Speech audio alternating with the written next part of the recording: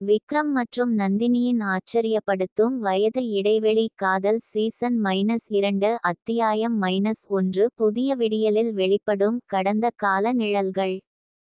நந்தினியின் புதிதாக திறக்கப்பட்ட கலைக்கூடத்தின் ஜன்னல்கள் வழியாக காலை சூரியன் பாய்ந்தது. புதிய வண்ணப்பூச்சின் வாசனை காற்றில் நீட்டித்தது, இந்த கனவை நனவாக்க அவள் ஊற்றிய கடின உழைப்பின் நினைவூட்டலாக. அவள் ஜன்னல் அருகே நின்று காபியை பருகினாள். அப்போது அவள் இதயத்தில் சாதனை உணர்வு நிறைந்திருந்தது. இதற்கிடையில் விக்ரம் ஏற்கனவே மருத்துவமனையில் இருந்தார். தனது வேலையில் ஆழமாக மூழ்கியிருந்தார். அவரது தொழிலின் தேவைகள் அதிகரித்திருந்தன.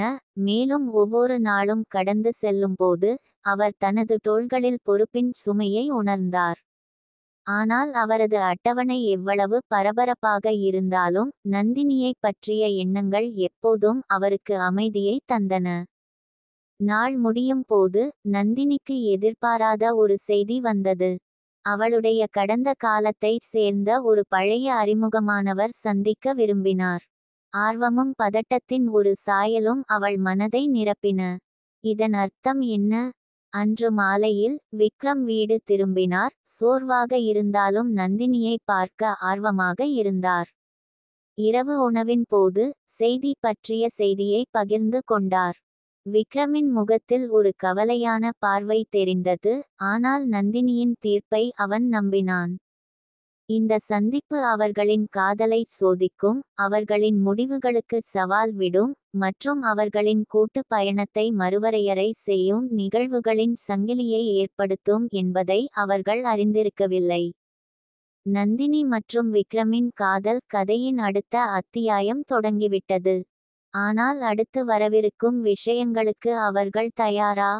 நந்தினி தனது கலைக்கூடத்தில் அமர்ந்து தனது தொலைபேசியில் வந்த செய்தியை பார்த்தாள். அனுப்புனரின் பெயர் பழைய நினைவுகளை தூண்டியது. அமித். அவள் ஒரு காலத்தில் அறிந்திருந்த ஒரு மனிதன். விக்ரம் அவள் வாழ்க்கையில் நுழைவதற்கு நீண்ட காலத்திற்கு முன்பே இருந்த ஒரு தொடர்பு. இப்போது அவன் ஏன் கையை நீட்டினான்? காலை உணவுக்காக ஒன்றாக அமர்ந்திருந்த நந்தினியின் கண்களில் தொலைதூர பார்வையை விக்ரம் கவனித்தான். எல்லாம் சரியா? அவன் அவள் கண்களில் ஆறுதல் கையை வைத்து கேட்டான்.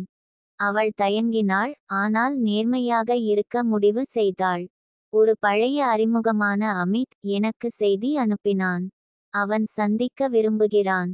விக்ரம் புருவத்தை உயர்த்தினான், ஆனால் தலையசைத்தான். நீ அவனை பார்க்க விரும்புகிறாயா? எனக்கு நிச்சயமாக தெரியவில்லை. பல வருடங்களாகிவிட்டது. அவனுக்கு என்ன வேண்டும் என்று எனக்கு தெரியவில்லை என்று அவள் ஒப்புக்கொண்டாள். விக்ரம் சற்று சங்கடமாக இருந்தாலும் நந்தினியின் தீர்ப்பை நம்பினான். அது மதிப்புக்குரியது என்று நீ நினைத்தால் போ. கவனமாக இரு. அன்று பிற்பகுதியில் அமைதியான ஒரு ஓட்டலில் அமித்தை சந்திக்க நந்தினி ஒப்புக்கொண்டாள். அவள் உள்ளே நுழைந்ததும் அவனை கண்டாள். வயதானவன், முதிர்ச்சியடைந்தவன், ஆனால் அவன் கண்களில் இன்னும் அதே தீவிரம் இருந்தது. நந்தினி, அவன் ஒரு அன்பான புன்னகையுடன் சொன்னான்.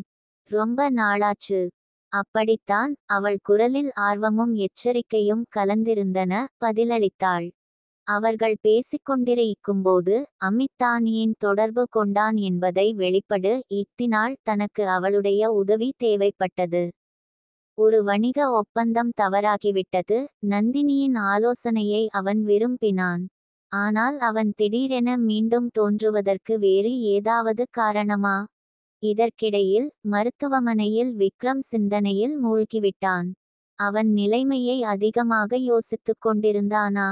அல்லது இது எதிர்பாராத ஒன்றின் தொடக்கமா? நந்தினி அமித்தின் குறுக்கே அமர்ந்திருந்தாள். அவளுடைய விரல்கள் அவளுடைய காபி கோப்பையின் விளிம்பை லேசாக தடவியது. அவன் திடீரென்று திரும்பி வந்தது பழைய நினைவுகளை தூண்டியது. ஆனால் அவள் தன் உணர்ச்சிகளை காத்து கொண்டாள். அது முக்கியமில்லை என்றால் நான் கை நீட்டியிருக்க மாட்டேன், அமித் சொன்னான். அவன் குரல் நந்தினியால் புறக்கணிக்க முடியாத அவசரத்தை வெளிப்படுத்தியது. அவள் பின்னால் சாய்ந்து அவனை படித்தாள். நீ சொன்னது ஒரு வணிக பிரச்சினை என்று. ஏன் என்னை? அமித் பெருமூச்சு விட்டான். ஏனென்றால் நான் உன்னை நம்புகிறேன். நேர்மையாகச் சொன்னால். நான் நம் உரையாடல்களை தவறவிட்டேன். நந்தினிக்கு ஒருவித அசௌகரியம் ஏற்பட்டது. அவள் முன்னேறிச் சென்றாள். விக்ரமுடன் ஒரு வாழ்க்கையை உருவாக்கினாள். கடந்த கால உணர்ச்சிகள் மீண்டும் எழ இடமில்லை.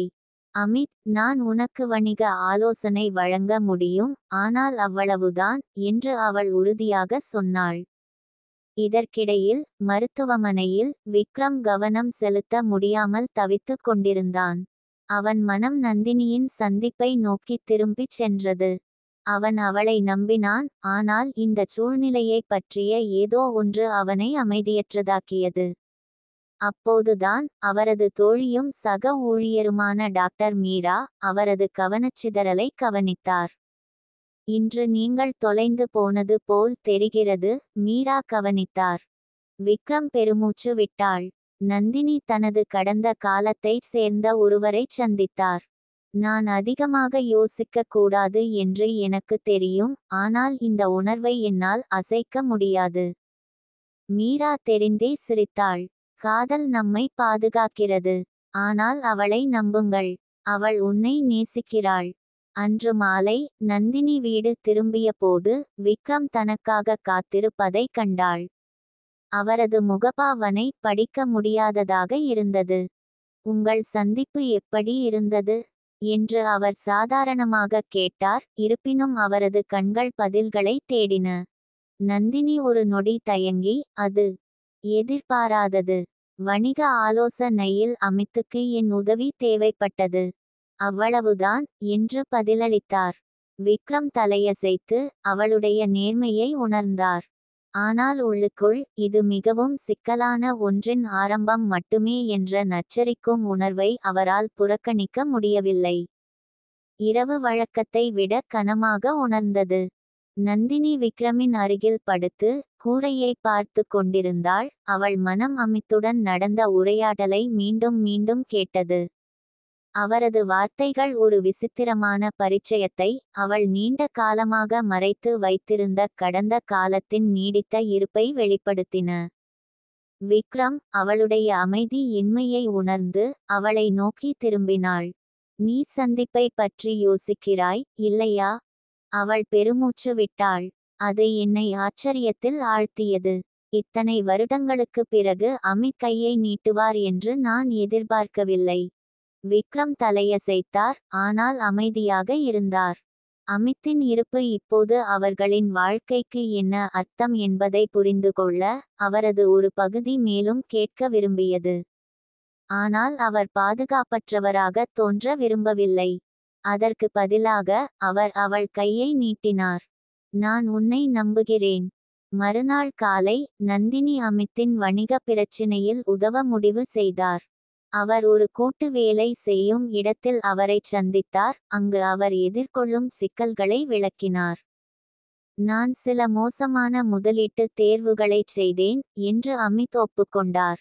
இப்போது விஷயங்கள் கட்டுப்பாட்டை மீறுவதற்கு முன்பு எனக்கு வழிகாட்டுதல் தேவை. நந்தினி விவரங்களை மதிப்பாய்வு செய்து தனது நுண்ணறிவுகளை வழங்கினாள். உங்கள் நிதிகளை மறுசீரமைத்து அவை ஆழமடைவதற்கு முன்பு உங்கள் இழப்புகளை குறைக்க வேண்டும். அமித் சிரித்தார். எப்போதும் போலவே கூர்மையாக, நந்தினி. அவள் பணிவாக தலையசைத்தாள். உரையாடலை கண்டிப்பாக தொழில்முறையாக வைத்திருந்தாள். ஆனால் அவள் வெளியேறவிருந்தபோது அமித் மீண்டும் பேசினாள். வாழ்க்கை நமக்கு வித்தியாசமாக மாறியிருந்தால் என்ன நடந்திருக்கும் என்று நீங்கள் எப்போதாவது யோசித்திருக்கிறீர்களா? நந்தினி விரைத்தாள். அமித், நான் மகிழ்ச்சியாக திருமணம் செய்து கொண்டேன். கடந்த காலத்தில் நமக்கு என்ன இருந்ததோ அது முடிந்துவிட்டது. அமித் சரணடையும் விதமாக கைகளை உயர்த்தினான். எனக்கு தெரியும், எனக்கு தெரியும். எனக்கு யோசிக்காமல் இருக்க முடியவில்லை. அன்று மாலை நந்தினியின் நடத்தையில் ஏதோ வித்தியாசத்தை கவனித்தான் விக்ரம். அது எப்படி நடந்தது? அவள் இரவு உணவு மேசையை அமைக்கும்போது அவன் கேட்டான். சரி, நான் அவனுக்கு அறிவுரை கூறினேன், அவ்வளவுதான். அவள் பதிலளித்தாள், ஆனால் அவளுடைய குரலில் வழக்கமான நம்பிக்கை இல்லை. விக்ரம் அவளை உன்னிப்பாக பார்த்தான். ஏதோ மாறியிருந்தது. அது கடந்த காலம் ஊர்ந்து வருகிறதா அல்லது வெறுமனே ஒரு நீடித்த சந்தேகமா என்பது அவருக்கு உறுதியாக தெரியவில்லை. ஆனால் ஒன்று தெளிவாக இருந்தது, இது இன்னும் முடிவடையவில்லை. நாட்கள் கடந்தன, ஆனால் அமித்துடனான உரையாடல் நந்தினியின் மனதில் நீடித்தது. அவள் அவனுக்கு வணிக ஆலோசனைகளை வழங்கியிருந்தாள், அதுவே முடிவு என்று அவள் நம்ப விரும்பினாள். ஆனால் அவனது வார்த்தைகளில் ஏதோ ஒன்று, அவனது நீடித்த என்ன என்றால், அவள் இதயத்தில் ஒரு விசித்திரமான உணர்வை ஏற்படுத்தியது. விக்ரமும் இந்த மாற்றத்தை உணர்ந்தான். நந்தினி வழக்கம் போல் வாழ்க்கையைச் செல்ல முயன்றாலும் அவள் கண்களில் அவ்வப்போது ஏற்படும் தூரத்தை அவனால் பார்க்க முடிந்தது. அவள் உடனிருந்தாள், ஆனால் அவள் மனம் வேறு எங்காவது இருந்தது. ஒரு மாலை, அவர்கள் தங்கள் வசதியான வாழ்க்கை அறையில் ஒன்றாக அமர்ந்திருந்தபோது விக்ரம் அதைச் சொல்ல முடிவு செய்தார். சமீபத்தில் நீங்கள் அமைதியாக இருந்தீர்கள் என்று அவர் மெதுவாகச் சொன்னார். எல்லாம் சரியாக இருக்கிறதா? நந்தினி பதிலளிப்பதற்கு முன் தயங்கினாள்.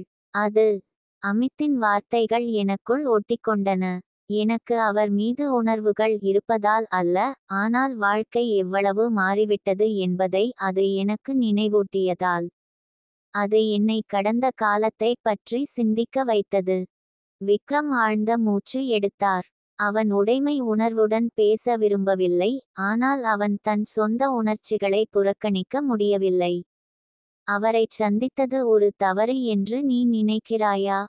இல்லை, அவள் உறுதியாக கூறினாள். ஆனால் நான் அவனுக்கு தவறான எண்ணத்தை கொடுக்க விரும்பவில்லை. என் வாழ்க்கை, என் காதல், என் எதிர்காலம் உன்னிடம் உள்ளன என்பதை நான் தெளிவுபடுத்த வேண்டும். விக்ரமின் இதயம் அவள் மீதான அன்பால் பொங்கி எழுந்தது. அவன் அவள் கையை நீட்டினான். அப்படியானால் கவலைப்பட ஒன்றுமில்லை. கடந்த காலத்திலிருந்து வந்த எதையும் விட நாம் வலிமையானவர்கள். நந்தினி நிம்மதியுடன் சிரித்தபடியே அவளுடைய தொலைபேசி ஒலித்தது. அமித்திடமிருந்து ஒரு செய்தி. அமித், உங்கள் ஆலோசனையை நான் மிகவும் பாராட்டுகிறேன். ஆனால் நான் சொல்ல வேண்டிய இன்னொரு விஷயம் இருக்கிறது. கடைசியாக ஒரு முறை சந்திக்கலாமா? நந்தினியின் இதயம் துடித்தது. இப்போது அவனுக்கு என்ன வேண்டும்? விக்ரம் அவள் முகத்தில் தயக்கத்தை கண்டான். அவன்தானா? அவள் தலையசைத்தாள். அவன் மீண்டும் சந்திக்க விரும்புகிறான். விக்ரமின் தாடை லேசாக இறுக்கப்பட்டது, ஆனால் அவன் மூச்சை இழுத்து அவள் பார்வையைச் சந்தித்தான். நீ என்ன செய்யப் போகிறாய்? நந்தினி அந்தச் செய்தியை வெறித்துப் பார்த்தாள். அவளுடைய மனம் துடித்தது. அவள் ஒரு தேர்வு செய்ய வேண்டியிருந்தது. கடந்த காலத்தை நிரந்தரமாக மூடு அல்லது அமித் சொல்வதை எதிர்கொள்ள வேண்டும். விக்ரம் மற்றும் நந்தினியின் ஆச்சரியப்படுத்தும் வயது இடைவெளி. காதல் சீசன் -2 அத்தியாயம் -2 தொடரும்.